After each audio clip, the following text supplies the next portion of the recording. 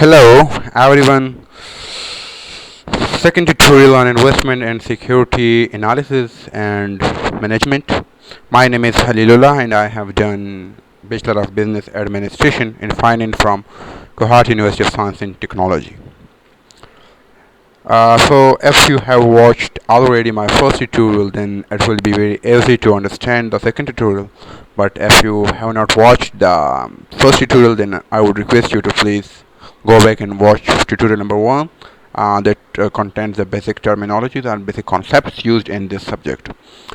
So in this tutorial, इस tutorial में हम इन्वेस्टमेंट अल्टरनेटिव्स देखेंगे.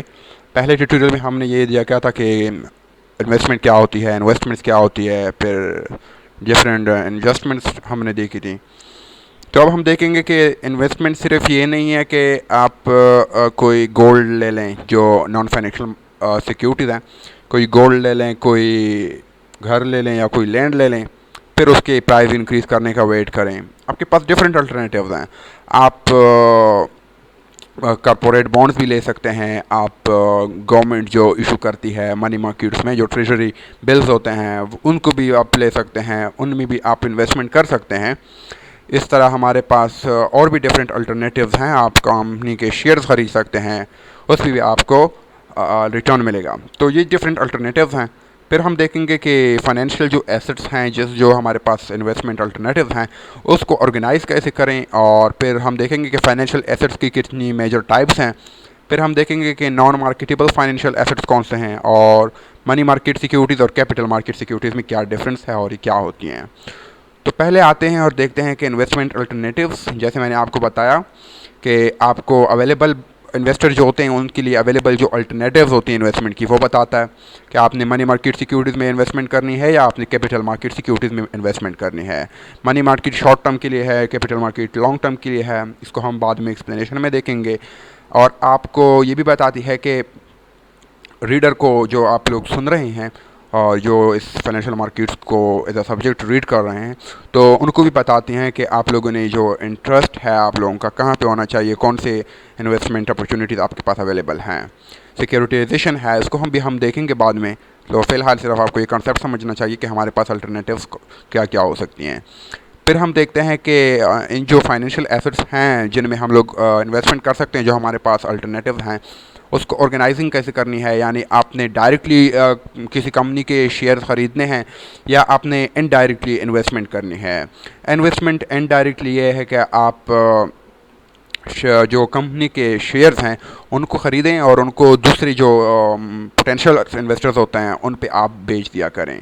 डायरेक्ट इन्वेस्टमेंट ये है कि आप किसी कंपनी के शेयर जो होते हैं वो डायरेक्ट ही आप डील करवाते हैं पोटेंशियल इन्वेस्टर का उस कंपनी के साथ. आप या ब्रोकर अकाउंट्स बनाते हैं या इन्वेस्टमेंट बैंकर्स बनते हैं, फिर आप ये कर सकते हैं. तो दो तरह की ऑर्गेनाइजिंग स्ट्रेटजीज है हमारे पास. या तो आप इनडायरेक्ट इन्वेस्टमेंट करें या आप डायरेक्ट इन्वेस्टमेंट करें. फिर ये जो हमारे पास डिफरेंट आप देख सकते हैं कि major type of financial assets है. नॉन मार्केटेबल है, मनी मार्केट है, कैपिटल मार्केट है, डेरिवेटिव मार्केट्स है, इन्वेस्टमेंट कंपनीज भी होती हैं डिफरेंट. फिर ये जो आप देख रहे हैं कि ये डायरेक्ट इन्वेस्टमेंट हमारी नॉन मार्केटेबल, मनी मार्केट और कैपिटल मार्केट और डेरिवेटिव मार्केट्स में आती हैं. इनडायरेक्ट इन्वेस्टमेंट यह है कि जो कंपनीज होती हैं इन्वेस्टमेंट, जो इन्वेस्टमेंट बैंक्स होते हैं वो इनडायरेक्टली इन्वेस्टमेंट करते हैं. आप ये डिफरेंट अकाउंट्स भी देख सकते हैं नॉन मार्केटेबल की, saving deposit, certificates of deposit, इन सब को हम बारी बारी देखेंगे आगे आने वाली वीडियो में जितनी भी स्लाइड्स हैं. आप देख सकते हैं कि नॉन मार्केटेबल फाइनेंशियल एसेट्स जो है इसकी एक तो यह है कि लिक्विडिटी होती है. लिक्विडिटी यह है कि अब वो इजीली आप उनको कैश में कन्वर्ट कर सकते हैं, वो सेल हो जाती हैं, क्योंकि इसमें एक तो रिस्क कम होता है नॉन मार्केटेबल फाइनेंशियल एसेट जो होते हैं. अब हम देखते हैं कि types of non marketable financial assets क्या हैं. आपके पास पहले नंबर पे है सेविंग अकाउंट्स.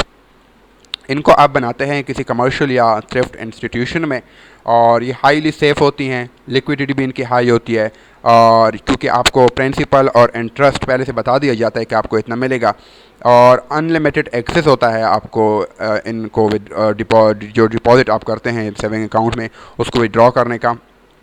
लेकिन इंस्टीट्यूशन पे भी डिपेंड करता है, शायद वो इसको आपको लिमिट कर दे। और इसके बाद हमारे पास है नॉन नेगोशिएबल जो है हमारे पास सर्टिफिकेट्स ऑफ डिपॉजिट्स। ये भी एक सेविंग सर्टिफिकेट्स ही है और कोई भी अमाउंट आप रख सकते हैं और इसकी मैच्योरिटी भी अनलिमिटेड होती है जितने आप प्रेफर करते हैं। हायर रेट्स आपको इंटरेस्ट मिलता है इस पे। और मैच्योरिटी, अगर ये नहीं है कि मैच्योरिटी हाई होगी तो आपका इंटरेस्ट हाई होगा, नहीं, मैच्योरिटी आप कॉन्स्टेंट रखें, आपकी रेट्स जो होती हैं वो इंक्रीज़ या डिक्रीज़ कर सकते हैं। और जब आप अर्ली विड्रॉ करते हैं तो आप पे पेनल्टी भी लग सकती है या नहीं भी लग सकती है, इंस्टीट्यूशन भी डिपेंड करता है। फिर उसके बाद हमारे पास हैं मनी मार्केट। मनी मार्केट में होता है कि आपको इंटरेस्ट नहीं मिलता कोई भी, और आपको एक मिनिमम अमाउंट रिक्वायर्ड होता है उस जो मनी मार्केट में आपको अपना अकाउंट ओपन करने के लिए, और आपको इस पे कम्पिटिटिव रेट्स मिलते हैं, मतलब हाई रेट मिलते हैं। और ये जो इशूड होते हैं तो आपको फेडरल डिपॉजिट इंश्योरेंस कॉरपोरेशन जो होते हैं वो ये आपको इशू करते हैं, तो वो तकरीबन $1 लाख तक आपको इंश्योरेंस देते हैं इसकी। और इसके अलावा हमारे पास है कि आप ATM यूज़ कर सकते हैं मनी मार्केट से अपनी विड्रॉल करने के लिए। फिर उसके बाद हमारे पास है US गवर्नमेंट सेविंग बॉन्ड्स जो है, उसके बाद उसका मतलब यह है कि आप वो नॉन मार्केटेबल होती है और नॉन ट्रांसफरेबल होती है और नॉन निगोशिएबल होती हैं। इन US जो गवर्नमेंट सेविंग बॉन्ड्स हैं ये, इसको आप इधर कोलेट्रल यूज़ नहीं कर सकते, ये आपका एसेट नहीं है, और आप इसको ट्रेजरी से इजीली परचेज कर सकते हैं। फिर उसके बाद हमारे पास है money market securities. Money market जो है इसमें शॉर्ट टर्म के लिए आप इसको ख़रीद सकते हैं और हाईली लिक्विड होते हैं क्योंकि इस पे रिस्क कम होता है और इजीली आप इसको कैश में कन्वर्ट कर सकते हैं, मतलब आप किसी पे सेल कर सकते हैं। हमारे पास मनी मार्केट के डिफरेंट टाइप्स हैं, जैसे ट्रेजरी बिल हो गया और नेगोशिएबल कैश आउट डिपॉजिट्स हो गए।